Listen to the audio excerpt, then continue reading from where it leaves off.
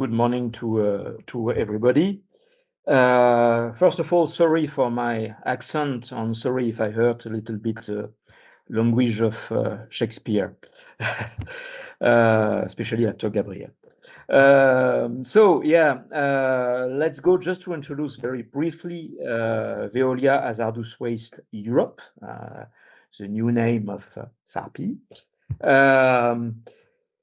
We are we are the activity of Veolia in charge to manage, to treat, to recovery for the hazardous waste in Europe. We already think we have a mission as the expert on hazardous waste to support industries and territories, in this case, in the risk management of hazardous waste. I will insist a lot about this wording, risk management, because it's clearly the key point regarding the household hazardous waste. Very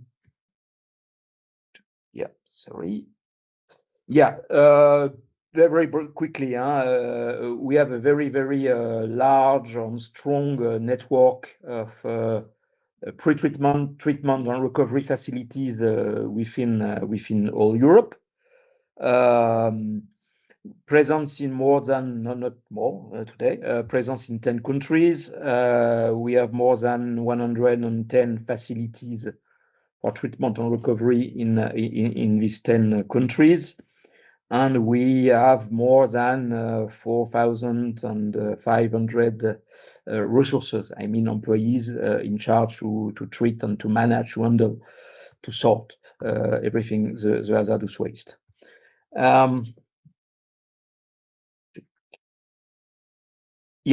We have a wide range of technologies and facilities in order to direct the flows in the best reliable treatment of recovery solutions. You can find just the portfolio in this slide. Of course, we have incineration lines with energy recovery. We have physical, chemical, and biological treatment, wastewater treatments. We are able to treat some mineral wastewater like acids. We have a lot of recovery solutions for solvent, for metals, for hydrocarbons, batteries, etc., etc. We have a lot. That's the most important thing, I think, regarding the household hazardous waste. We have a lot of transfer station, platform, sortings. I don't know exactly the right word for that, but yeah, that's very important, especially after the discussion we have with Gabriel just previously. The sorting and the handling of household hazardous waste are key in the process of treatment. I wanted really to insist another time about the risk management, because it is really the crucial factor in our opinion in the household hazardous waste management. And we are, of course, thanks to the experience we have with industries, we are an expert in these specific points. And I want to highlight the fact that more than 10% of our employees are dedicated to analyze and to prevent the risks, not only for household hazardous waste, but it's a huge part. I want to highlight a little bit the difference between the business models regarding industrial as waste and household as waste. It's quite different. The first one regarding industrial as waste is really driven by technologies and capabilities, and the household hazardous waste model is more driven by service on reactivity you can to provide to our partners, municipalities, regions, etc., what you want. In the first case, the waste flow is more oriented by large and liquid flows. The segregation, the analysis start at the industrial client level. we analyze an initial sample before to manage the different streams. And in fact, really, the driver is the technologies and the waste treatment technology you have, and the risk is, of course, the availability of treatment capacities.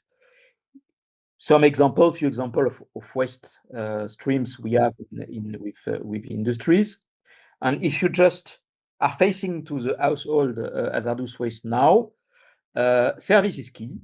In fact, it's a very low and dispersed waste flows. The segregation is not directly. You can have a first step, of course, at home, for example, of course, but in fact, that's a little bit what Gabriel explained previously. It's not fully respected. So in fact, the segregation is more at the second step, I mean, in the voluntary disposal, déchetterie, for example, in France, collecting points, the different drop-off points you can have. And of course, it's not enough. It's just a part of the segregation. And our role, our mission is really to improve the segregation in our facilities. You have, I think it's a seasonability market. We know that regarding the bricolage you can do at home, the gardens, maintenance, etc. It's more in the warm period of the year, so you have a seasonability in the waste streams with this kind of hazardous waste. Really, the main driver is a service you can provide prior to the treatment steps. The main risk we notice is really the trivialization, because I think a lot of residents of consumers are not chemists. They are not reading clearly the composition of the different waste streams. So the risk is to consider this hazardous waste as non-hazardous waste. It's really crucial to educate and to train and to explain to the residents or consumers the risk they have regarding this kind of waste. You can have some on-site services. I mean, in the collecting points with dedicated staff, with communications, with training session, chemist interns, etc., etc. Off-site, that's in our facilities. We have a lot of operations, but I will describe more a little bit later. I want to share something regarding business models. Is what we can observe in the different European countries. You have three main different approaches or business model in the European markets. First one, maybe I'm not sure, but maybe typically French, is a national approach. I mean a PRO, a producer responsible organism, EcoDDS in France, for example. You can have financial and or operational organism. That's the first case we have to face. The second one is really a regional. You can have some example in Germany, for example, or in Belgium and some other countries. It's a procurement joint association with public procurement rules. You are awarded by tender, but it's a purely a regional management. And the last three main approach we can see is very local municipal management of the household hazardous waste collecting points. In fact, these collecting points, the business model means voluntary contribution or selective collection in few countries. That's the first step of grouping and sorting of this hazard waste, and that's very important. The basic principle, and I think Gabriel highlighted a lot about that, hazardous waste must be not mixed with non-hazardous waste. That's the main principle for everybody to respect. In terms of risk, household hazardous waste are very heterogeneous, and you have a lot of different risks: flammable, toxic, corrosive, etc. Sources are very different. Chemicals like paints, solvents, some glues, for example.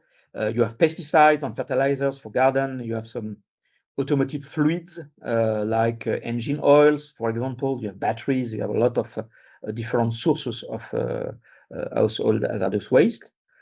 And you have a lot of difference regarding the physical appearance and the types of packaging you have to manage it: cans, bottles, etc., etc. That this is really the primary source of risk for citizens in the collection points, and for our staff. It's true that you have, especially in some countries, a lot of communication about the risk of household hazardous waste, but mostly as an operator, a pure player of treatment, we can see that in fact, when we received in drums or pallets the household hazardous waste, the sorting is absolutely not perfect, and we are facing to a lot of risk. I can mention as an example, and especially during the end of spring period of the year, we find a lot of chlorine tablets for swimming pool. It's a very dangerous product, and for our staff and for our facilities, it's a major risk of fire, for example. And we have, unfortunately, sometimes examples of fire in our facilities regarding household hazardous waste. So sorting is very key, and we have a lot of education, I think, and that's the role of a lot of associations and municipalities, really to highlight this point about the risk. What are the key factors now, and especially as a treatment recovery company? In these markets, really, the main gap and the critical process is between the drop-off or the collecting points and our treatment recovery facilities. That's really the critical track to manage this kind of waste. Of course, and I give you some example. The first step is really the containers you have to provide to the municipalities or to the collecting points. You have to manage the stock, and that's a critical point, because when you have this kind of seasonality, you have to manage different streams of containers. That's a critical point. Of course, you have to provide certified containers. I mean, United Nations, for example. That's the first step, and really, it's one of the complex point of the household hazardous waste management. Second one is really the transport. I mean, ADIA transport.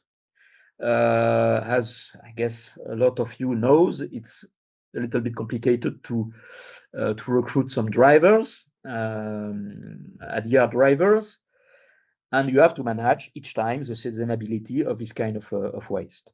So that's a second point, very critical.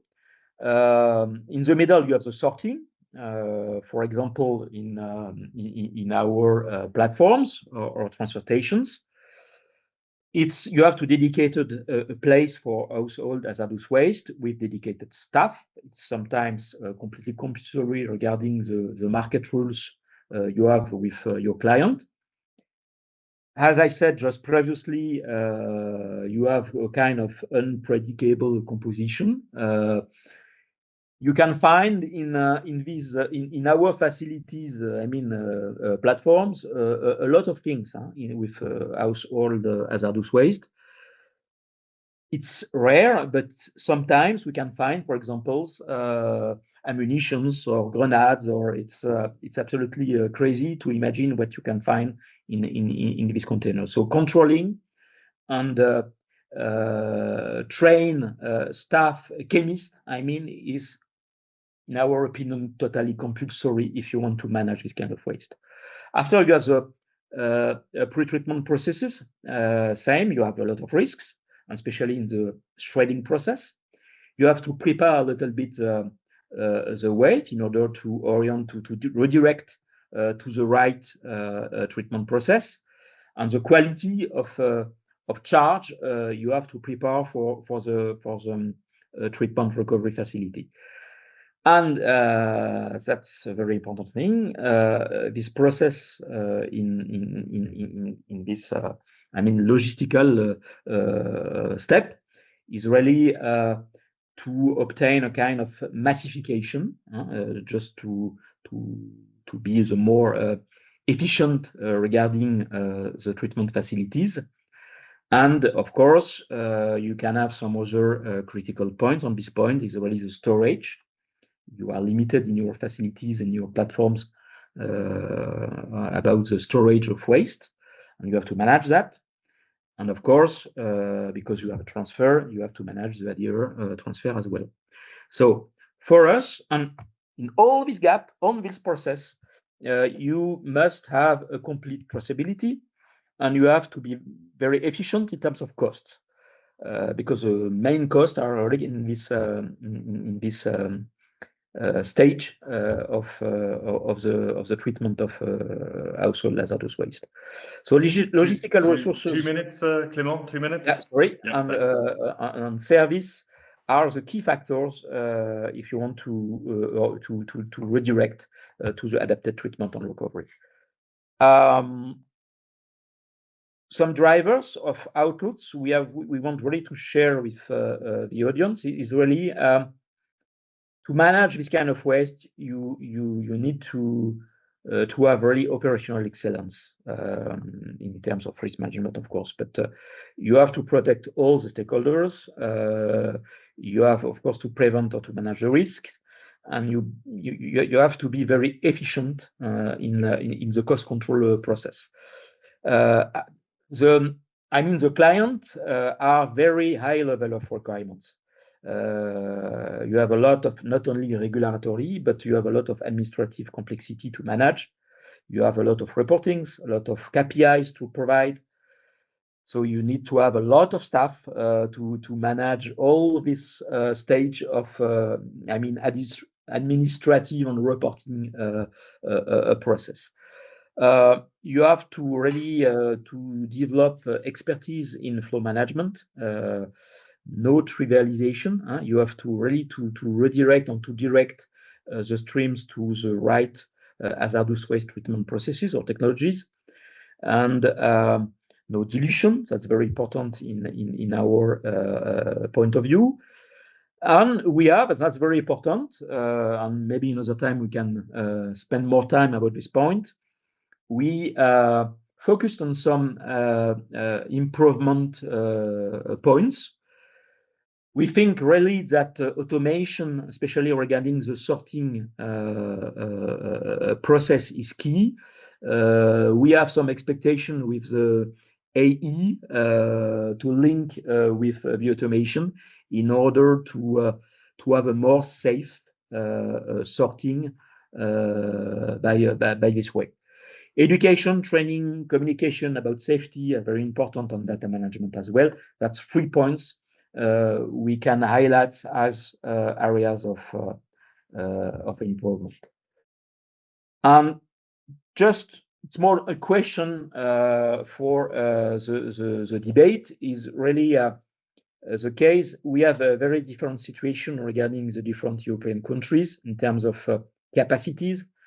For example, Italy is a full export country. They have not the capacities to treat hazardous waste in Italy. They have to export. So the question is, basically, it's a local market, a very local market. But probably, if we want to be more efficient, and that's what we expect to do, is really to pull a little bit the treatment and recovery capabilities in order to provide the best service to the client. So yeah, that's my conclusion, Jean-Paul.